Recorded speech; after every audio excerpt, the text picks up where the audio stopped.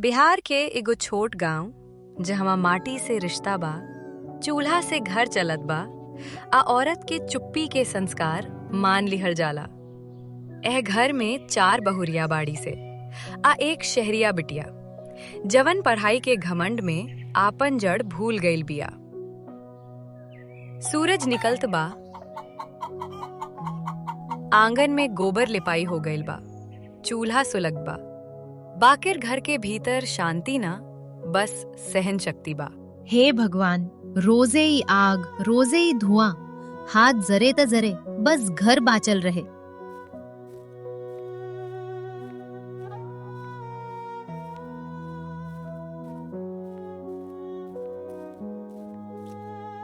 आज शहरिया बिटिया आवे वाली बा, अब देखी गरवा के हाल।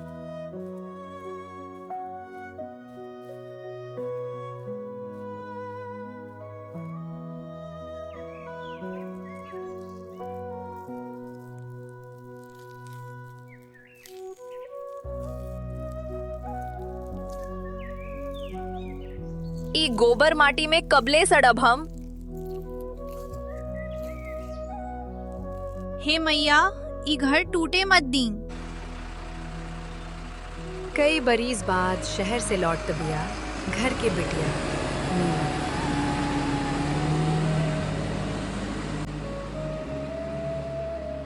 उफ मैया, ई का बदबू बा। अब वो गोबर लिपाई चल रहल। अरे छोड़ ना बिटिया, शहर में रही है, आदत बदल गईल होई। माई के ममता अंधा हो गईल बा, अब बहुरिया के दर्द आजो अनदेखा। अब वो लकड़ी चूल्हा, गैस, अवन कुछो नहीं। ए चूल्हा से घर चलत बा बिटिया। इसी सोच से गांव पीछे रह जाला। सुगनी चुप रह, बिटिया पढ़ लिख के आई बा।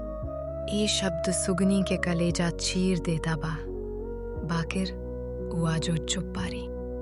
देख लो, अब सब सहरिया रानी के मर्जी सुचरी। हमनी तो बस नौकर ठहर गई नी। घर टूट जाए का? ई रोटी जली बा, हमें सब ना खाइम ब। चूल्हा के रोटी है बिटिया। इहे से ता दिमाग भी पिछड़ा रह गल बा रवा सबके। नीलम ठीक बोलतिया। आज पहला बेर सुगनी के आत्मा टूटत बा। आए टूटन के आवाज केहू ना सुन रहल। अब आगे का होए? का घमंड टूटी? अमाई के आँख खुली? ये कहानी अभी आधी भी नहीं पहुंचल। जहाँ चुप्पी के संस्कार बना दिहल जाला, उन्हें सबसे ज्यादा शोर दिल के भीतर उठेला। सुगनी आजो चुप बिया, बाकिर आग अब सब बहुरिया के भीतर सुलग रहल बा। रात में सब सो गेल जिसन लागता, बकीर असल में हर एक जाग रहल बा। काई घर हमार बा कि बस काम करे के ठिकाना। माई के मुंह से आजो एक बेर ना निकलल की सुगनी तू ठीक बारू।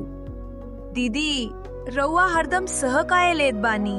सह लेवे में घर बचेला चंपा, लड़ाई में घर टूट जाला। सुगनी के सोच पीढ़ी दर पीढ़ी औरतन के मुंह बंद करता इल बा। जहाँ चुप्पी हो खेला, उन्हें कमरी जैसन लोग आग बन के घुस जाला। देख ले पारो, सुगनी तो खुदे देवी बन के रह गई हिया।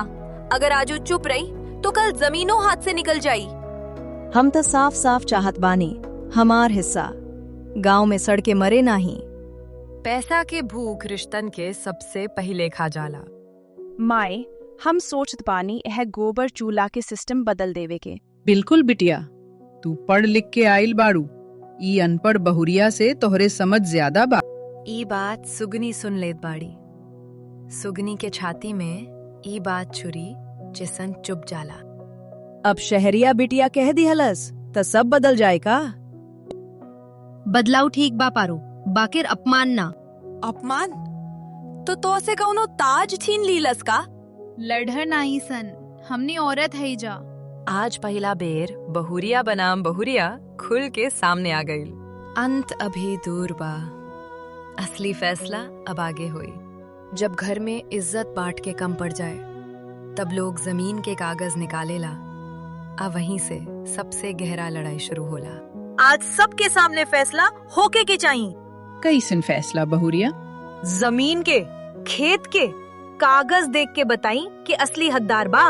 कमरी जानत रहे कागज निकले के मतलब आग लगावे के बराबर होला। हम ससुराल में मजदूर बन के ना आयल बानी, हमार नाम कागज में चढ़े के चाही। घर कागज से ना दिल से चलावल जाला पारो। दिल से पेट भरेला का? आज तक हम चुप रहे नहीं काहे कि घर टूटे ना, बके रात चुप रही तो साचो टूट जाई। सुगनी, जुबान संभाल के। माई, जुबान तो तब संभाल ली जब दिल रोज टूटत रहे। ई पहला बेर बा जब सुगनी बहू ना औरत बन के खड़ी बिया। बीबी, जमाना बदल गई बा, अब जो बोले वही जीते। बिटिया, बोले वाला जीते, बाकिर सहे वाला घर बचावेला। आज पहला बेर सरसों मैया के जवाब ना मिलल। अब सवाल ही बा, का जमीन बहुरियन के अलग कर दी? कमाई सच देख पाई या ये घर अब बस कागज बन के रह जाई? जब घर में 4 बहू होखे तब प्यार 4 गुना ना, जलन 16 गुना बढ़ जाला। हे भगवान, रोज रोज चूल्हा। शहर वाली बेटिया तक गैस के बिना सांस नहीं खे ले सकते। ई गोबर माटी में खाना बना के लोग खुश कैसे रह लेता, समझ से बाहर बा। जिंदगी शहर से ना सहनशीलता से सुंदर बनाला बिटिया। अरे सुगनी, आजकल तो तू बहुत ज्ञान देवे लगलू है। ज्ञान ना दीदी, अनुभव बोल रहल बा। कमरी के ई बात तीर बन गई।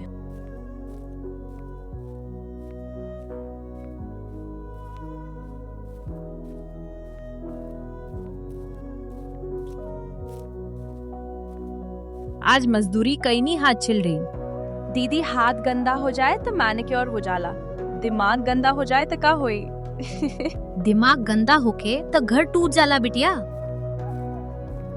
आज सुगनी बहू से ऊपर घर के आवाज बन गई।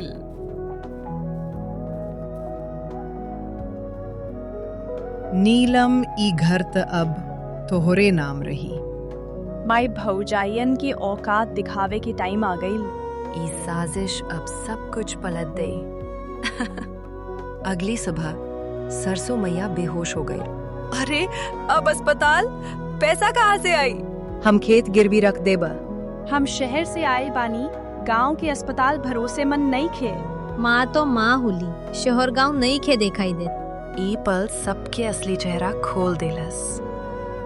रात में सरसों मैया होश में आपते बोलेली, सुगनी, आज समझ में आ गेल, माटी से भागे वाला माटी के मोल नहीं खे जानत। अब सवाल ई बा, का घमंड सच में टूट गइल? का 4 बहू एक घर बचा पाई, या अगला तूफान अभी बाकी बा? घमंड जब शहर से आवेला तब माटी के हल्का समझेला, बाकी आखिर में माटी ही सबके औकात बता देला। आज ही घर के झगड़ा सबके सामने सुलझाई। हम अलग चाहत बानी, हमरा हक चाहिए। हक त सबके बाबाकिर, जिम्मेदारी काहे नहीं खे? हम रोज घर बचावे में खुद के खो देनी। आज अगर सच ना बोलनी तो अगला पीढ़ी भी रोई। सुगनी के आवाज अब बहू के ना गांव के औरत के आवाज बन गई। हम शहर से पढ़ के आईनी, घमंड ले आईनी, बाकिर आपन माई के माटी से काट बिहनी।